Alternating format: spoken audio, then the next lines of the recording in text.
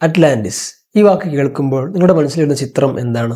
കടലിനടിയിൽ എവിടെ മുങ്ങിക്കിടക്കുന്ന സ്വർണ്ണത്തിൽ തീർത്ത കൊട്ടാരങ്ങളും പറക്കും പേടകങ്ങളുമുള്ള ഒരു മാന്ത്രിക നഗരം. നൂറ്റാണ്ടുകളായി മനുഷ്യൻ തിരിയുന്ന ഏറ്റവും വലിയ നിധി. നമ്മൾ സിനിമകളിലും കഥകളിലും കണ്ട് ശീലിച്ച അറ്റ്ലാന്റിസ് കടലിനടിയിലാണ്. എന്നാൽ ഈ സ്ഥലം നമുക്ക് തെറ്റിപ്പോയെങ്കിലോ? അറ്റ്ലാന്റിസ് മുങ്ങിപ്പോയതല്ല, മറിച്ച് അത് ഉണങ്ങിപ്പോയതാണെങ്കിലോ? അത് കടലിനടിയിലല്ല, മറിച്ച് ലോകത്തിലെ ഏറ്റവും ചൂടേറിയ, ഒരു കാലത്ത് പച്ചപ്പിൻ്റെ പറുദീസയായിരുന്ന സഹാറയിലാണ്. ഇത് വെറും ഒരു തോന്നലല്ല, മറിച്ച് സ്പേസിൽ നിന്ന് നോക്കുമ്പോൾ മാത്രം കാണാൻ കഴിയുന്ന മരുഭൂമിയുടെ നടുവിലുള്ള ഒരു ഭീമാകാരമായ കണ്ണ്, ദി റിച്ചാറ്റ് സ്ട്രക്ചർ. ഇതിൻ്റെ ഓരോ മുക്കും മൂലയും ഗ്രീക്ക് തത്വചിന്തകൻ പ്ലാറ്റോ വിവരിച്ച അറ്റ്ലാന്റിസുമായി 100% യോജിക്കുന്നുണ്ടെന്ന് പറഞ്ഞാൽ നിങ്ങൾ വിശ്വസിക്കുമോ? ഇന്ന് ടോക്ക് വിത്ത് റോളക്സിൽ നമ്മൾ ഇതിനെപ്പറ്റിയാണ് സംസാരിക്കാൻ പോകുന്നത്. എല്ലാവർക്കും സ്വാഗതം.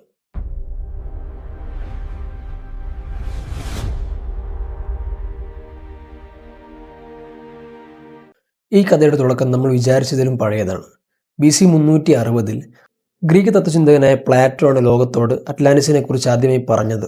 ശ്രദ്ധിക്കുക, പ്ലാറ്റോ വെറും ഒരു കഥാകൃത്തല്ല, ഫാദർ ഓഫ് വെസ്റ്റേൺ ഫിലോസഫി എന്നാണ് അദ്ദേഹം അറിയപ്പെടുന്നത്. അദ്ദേഹം തൻ്റെ ടിമിയാസ് ക്രിറ്റിയസ് എന്നീ പുസ്തകങ്ങളിൽ ഒരു ചരിത്ര സത്യം പോലെയാണ് അറ്റ്ലാന്റിസിനെ കുറിച്ച് വിവരിക്കുന്നത്. പ്ലാറ്റോ പറയുന്നത് പ്രകാരം അറ്റ്ലാന്റിസ് നശിച്ചത് അദ്ദേഹത്തിൻ്റെ കാലഘട്ടത്തിന് 9000 വർഷങ്ങൾക്ക് മുൻപാണ്. അതായത് ഇന്നത്തെ കണക്ക് വെച്ച് നോക്കിയാൽ ഏകദേശം 11,600 വർഷങ്ങൾക്ക് മുൻപ്. സോളോൺ എന്ന ഗ്രീക്ക് കവി ഈജിപ്ത് സന്ദർശിച്ചപ്പോൾ അവിടുത്തെ പുരോഹിതന്മാർ കൈമാറിയ രഹസ്യമാണിത്. അന്ന് ലോകം ഭരിച്ചിരുന്ന ഏറ്റവും ശക്തരായ നാവികസേന ഉണ്ടായിരുന്ന ഒരു സാമ്രാജ്യം പെട്ടെന്നുണ്ടായ പ്രളയത്തിലും ഭൂകമ്പത്തിലും പെട്ട് ഒറ്റ രാത്രി കൊണ്ട നഗരം അപ്രത്യക്ഷമായി. പ്ലേറ്റോ വിവരിച്ച കാര്യങ്ങൾ വെറും ഭാവനയാണെന്ന് ചരിത്രകാരന്മാർ സൂചിപ്പിക്കുമ്പോഴും അദ്ദേഹം നൽകിയ സൂചനകൾ വിളിച്ചുകൊണ്ടുന്നത് ഒരേ ഒരു സ്ഥലത്തേക്കാണ്, ദി റിച്ചാറ്റ് സ്ട്രക്ചർ. ഈ സ്ഥലം കണ്ടുപിടിച്ചത് തന്നെ വലിയൊരു അത്ഭുതമാണ്. തറയിൽ നിന്ന് നോക്കിയാൽ ഇതിൻ്റെ വലിപ്പം കാരണം ഇതൊരു പ്രത്യേക രൂപമാണെന്ന് മനസ്സിലാകില്ല. കിലോമീറ്ററോളം പരന്നു കിടക്കുന്ന പാറക്കൂട്ടങ്ങൾ മാത്രം.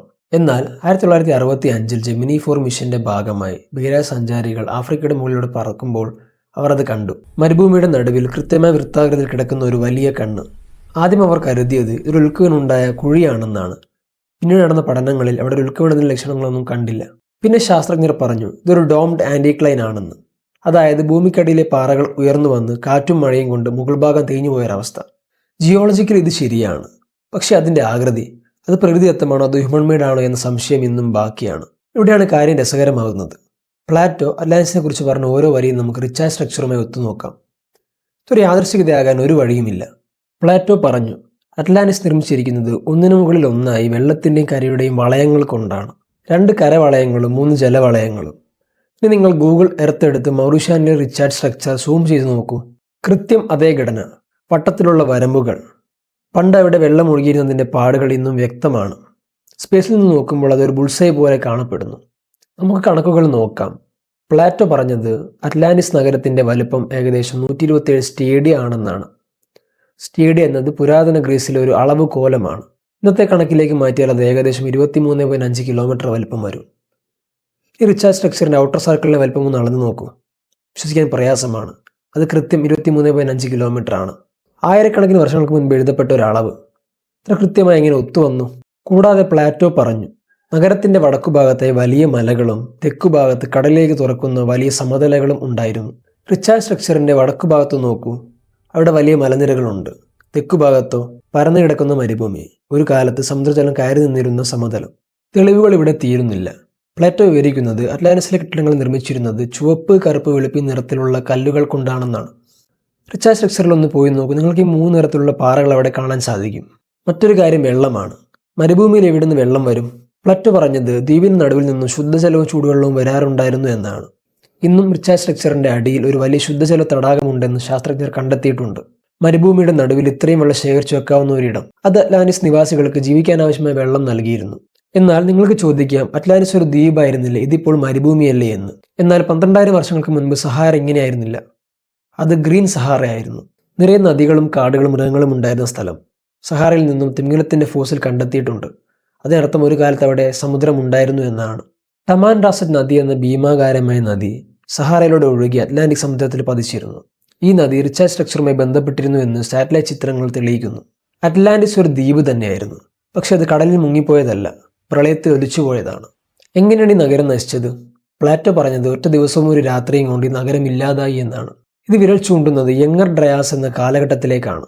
ഏകദേശം 12,800 വർഷങ്ങൾക്ക് മുൻപ് ഭൂമിയിൽ വലിയൊരു ഉൽക്കയോ ധൂമകേതുവോ വന്നിടിച്ചു. ഇതിന്റെ ഫലമായി ഉത്തരധ്രുവത്തിലെ മഞ്ഞുപാളികൾ ഉരുകി സമുദ്രനിരപ്പ് പെട്ടെന്ന് ഉയർന്നു. ഭീമാകാരമായ സുനാമികൾ ആഫ്രിക്കൻ ഭൂഖണ്ഡത്തിലേക്ക് ഇരച്ചു കയറി. റിച്ചാർഡ് സ്ട്രക്ചറിനെ നോക്കിയാൽ മനസ്സിലാകും. അതിന്റെ മുകളിലൂടെ വലിയൊരു ജലപ്രവാഹം ഒഴുകിപ്പോയതിന്റെ ലക്ഷണങ്ങൾ.